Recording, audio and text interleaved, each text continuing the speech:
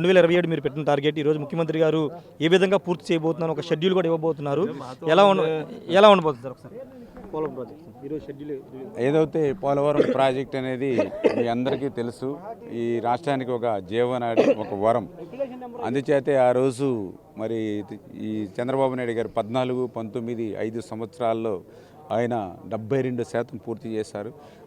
ప్రభుత్వం కంటిన్యూ అయ్యి ఉంటే ఖచ్చితంగా 2020, 2021కి ఆ పోలవరం ప్రాజెక్టు వరద జలాలు ఏదైతే గోదావరి జలాలు ఏవైనా అటు ఉత్తరాంధ్రకి రాయలసీమకి వెళ్ళి ఉండేవి. దురదృష్టం ప్రభుత్వం మారిన తర్వాత పోలవరం మీద కక్షతోటి ఆంధ్రప్రదేశ్ రాష్ట్ర ఆ రోజు చంద్రబాబు నాయుడు గారి మీద ఉన్నటువంటి కక్షతోటి రివర్స్ టెండరింగ్ పేరు చెప్పి 17 నెలలు కనీసం ఏజెన్సీ లేకుండా అధికారులు లేకుండా చేసి ఆ 2020 ఆగస్టు వరదలకు డయాఫ్రమ్ వాళ్ళు విధ్వంసం గురైనటువంటి పరిస్థితుల్లో ఎంత దురదృష్టం అంటే అసలు ఒక పక్క 20లో డయాఫ్రమ్ వాళ్ళు నష్టపోతే మాకు అసెంబ్లీలో 21 జూన్కి పూర్తి చేస్తాము, 21 డిసెంబర్ పూర్తి చేస్తాం, 22 జూన్ పూర్తి చేస్తామని సాక్షాత్తు ముఖ్యమంత్రి ప్రకటన చేశాడని అంటే డయాఫ్రమ్ ఉందో లేదో కూడా తెలియనటువంటి స్థితిలో ఆ రోజు ఉన్నటువంటి ప్రభుత్వం. కానీ ఈ రోజు ఉన్నటువంటి ప్రభుత్వం చంద్రబాబు నాయుడు గారు ఆయన ఒక దార్శనికత, ముందు చూపు, ఇరిగేషన్ మీద అవగాహన ఉన్నటువంటి వ్యక్తి ఈరోజు ముఖ్యమంత్రిగా ఉన్నారు. అందుకే ఆయన ఇమీడియట్లీ ఏదైతే ఈ 5-6 నెలల్లో కూడా ఈ పోలవరం ప్రాజెక్టుని ఆ సవాళ్ళని అధిగమించి ఎట్లా పూర్తి చేయాలి మీద ఒక కసరత్తు చేశారు. దానికి ఒక తుదురూపు వచ్చింది.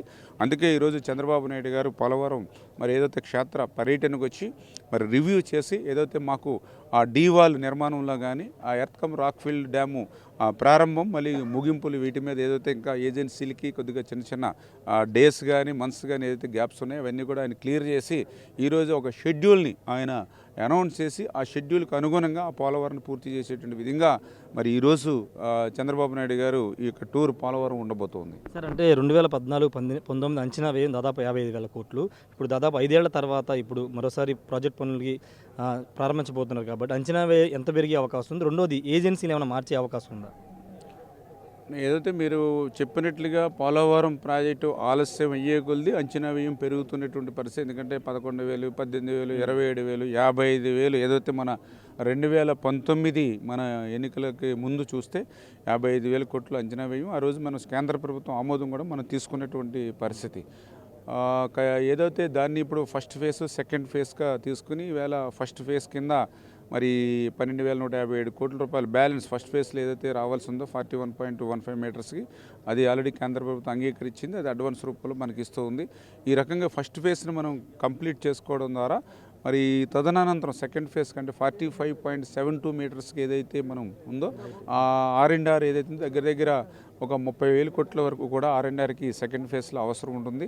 అంచేత ప్రస్తుతం ఇమ్మీడియట్లీ ఆ ఫస్ట్ ఫేజ్ని మనం ప్రాజెక్ట్ని అంటే ఇటు డయాఫ్రమ్ వాళ్ళు అటు ఎర్త్కమ్ రాక్ఫీల్డ్ డ్యామ్ నిర్మాణం చేసుకోవడం, అట్ ద సేమ్ టైం దానికి అవసరమైన నిర్వాసితులు ఎవరైతే ఉన్నారో ఫస్ట్ ఫేజ్లో వాళ్ళకి కూడా దగ్గర 6,000-7,000 కోట్ల రూపాయల దాకా అంటే ఏదైతే మన కాలనీలు, ఎందుకంటే గతంలో మనం చేసినటువంటి నిర్మాణం తప్ప మళ్ళీ వీళ్ళు 5 ఇయర్స్లో ఒక కార్బస్తా సిమెంట్ పెట్టాల ఆ కాలనీలు నిర్మాణం చేస్తేనే కానీ వాళ్ళు ఖాళీ చేయించగలుగుతాం.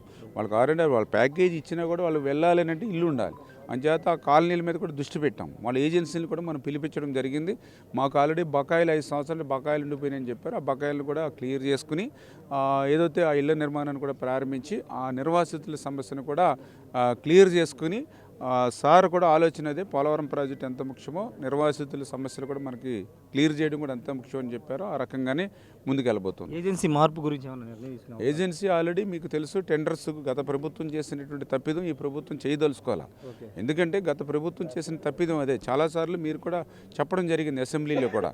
ఎందుకంటే ఒక వర్క్ని 2 ఏజెన్సీలు పనిచేస్తే ఆ వర్క్ నాణ్యతలో ఏదైనా ప్రమాదం ఏర్పడితే ఏ ఏజెన్సీ బాధ్యత వహిస్తుంది అనేటిది నేను వేసిన క్వశ్చన్ కాదు. గతంలో పీపీఏ జగన్మోహన్ రెడ్డికి క్వశ్చన్ వేశారు, సిడబ్ల్యూసీఏ క్వశ్చన్ వేశారు, వాళ్లే లేఖలు రాశారు. ఇట్లా అయితే చాలా పోలవరం ప్రాజెక్టు ఇంకా ఆలస్యం అవుతుంది అని అంచనా వ్యయం పెరుగుతూ ఉంది అని వాళ్ళు లెటర్లు రాశారు, రిక్వెస్ట్ చేశారు. అయినా కూడా గత ప్రభుత్వం నిర్లక్ష్యం చేసింది. దాని ఫలితం ఈరోజు మీరు చూస్తూ ఉన్నారు. అంచేత అటువంటి తప్పిదాల జోలికి పోకుండా, కక్షల జోలికి పోకుండా పోలవరం పూర్తి చేయడమే లక్ష్యంగా మేము పనిచేస్తూ ఏదైతే డయాఫ్రమ్ వాళ్ళు సమస్య వచ్చేటప్పటికి అది బావర్ వాళ్ళకి ఎక్స్పీరియన్స్ ఉంది, నాణ్యతలో రాజీ పడకుండా చేసేటువంటి బ్రాండ్ వాళ్ళకి ఇంటర్నేషనల్ ఉంది. కాబట్టి ఎవరైతే ఎగ్జిస్టింగ్ ఏజెన్సీ ఇప్పుడు మెగా ఎవరైతే ఉన్నారో వాళ్ళకు కూడా క్లియర్ ఇన్స్ట్రక్షన్స్ ఇచ్చి క్యాబినెట్లో కూడా మేము తీసుకుని ఆ బావర్ని ఇంక్లూడ్ చేసుకుని వాళ్ళ ద్వారా ఆ డయాఫ్రమ్ వాల్ని నిర్మాణాన్ని పూర్తి చేయాలనేటువంటి ఆలోచన. అంచేత మా ప్రభుత్వానికి కక్షలు, కేసులు, వేధింపులు పాలన కాదు ఇది. ఈ ప్రజలకి సంక్షేమం, అభివృద్ధిని ముందుకు తీసుకెళ్లేటువంటి పాలన. ఎందుకంటే వాళ్ళు ప్రజా వేదికను కూలగొట్టడం ద్వారా వాళ్ళు పరిపాలన ప్రారంభించారు. మేము పోలవరం, ఇటు అమరావతి ఇటువంటి వాటి నిర్మాణం ద్వారా పరిపాలనను ప్రారంభిస్తున్నాం. వాళ్ళకి మాకు చాలా డిఫరెన్స్ ఉంటుంది. Okay, thank you sir. మొత్తంగా ఈ ప్రభుత్వం కక్షలు, కార్పణ్యాలు జోలికి వెళ్ళదు, అభివృద్ధి గురించే మాట్లాడతామని చెప్తున్నారు. ముఖ్యంగా పోలవరం ప్రాజెక్ట్ ఏజెన్సీకి సంబంధించిన అంశంలో ఇంక నిర్ణయం ఆల్రెడీ అంటే మా మెయిల్ అనేది చేస్తుంది కాబట్టి ముఖ్యంగా డయాఫ్రమ్ వాల్ అనేది అత్యంత కీలకమైనటువంటి అంశం కాబట్టి ఆ విషయంలో గతంలో బావర్ అనే కంపెనీ చాలా బాగా పనిచేసింది. అదే కంపెనీ తిరిగి ఇంక్లూడ్ చేసేలాగా నిర్ణయం తీసుకుంటామని చెప్తూ ఉన్నారు. 2027కి టార్గెట్కి పెట్టుకోవడం, దానిలో భాగంగా ఈరోజు ముఖ్యమంత్రి వర్క్ షెడ్యూల్ కూడా ప్రకటించబోతున్నారు.